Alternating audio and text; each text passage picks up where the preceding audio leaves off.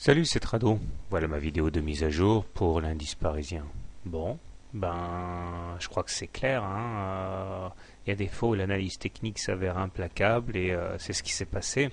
Une fois de plus, les cours sont montés et puis se sont heurtés deux fois de suite à la moyenne mobile à 20 séances. On l'a vécu hier et avant-hier.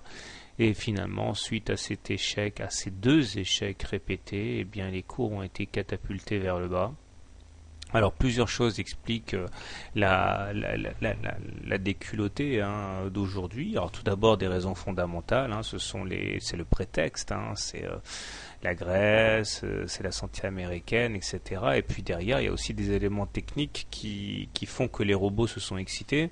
Tout d'abord, nous avons ouvert bien en dessous de la M20, ce qui montrait les mauvaises dispositions de l'indice parisien. En plus, en séance, on a cassé la moyenne mobile à cette séance, qui était le premier objectif baissier. Donc, il y a eu des ventes qui se sont déclenchées automatiquement. Ensuite, on a atteint le deuxième objectif baissier, qui était les 3807, ici, sur le gap créé le 21 juin. Là, pareil, il y a eu à nouveau des ventes qui se sont déclenchées.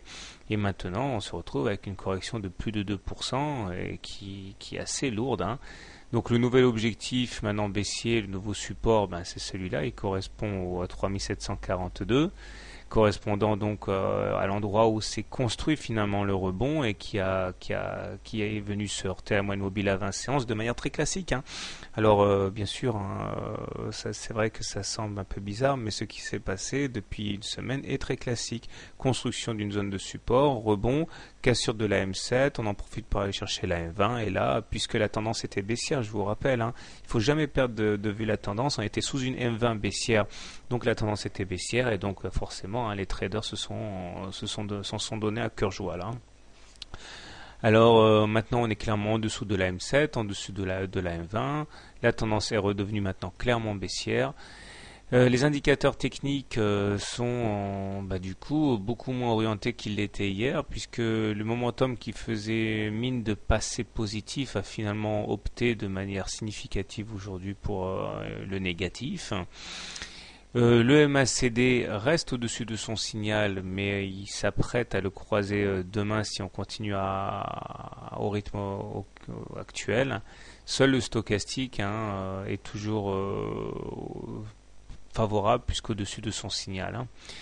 Je vous rappelle que tant qu'on n'aura pas cassé à la hausse la fourchette d'Andrews bleu, on est condamné à faire des rotations comme ça à l'intérieur de la partie haute. Et puis de manière générale, tant qu'on n'aura pas cassé la moyenne mobile à 20 séances, on sera toujours en tendance baissière. Alors si vous voulez acheter le CAC, première solution, vous attendez qu'on aille chercher le support pour acheter. Ça c'est la façon de faire conservatrice, conservative.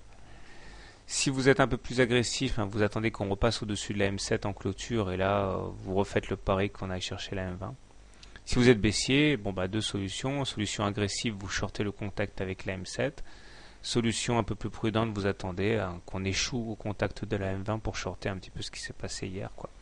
Voilà, donc bonne soirée, bon trade et à demain.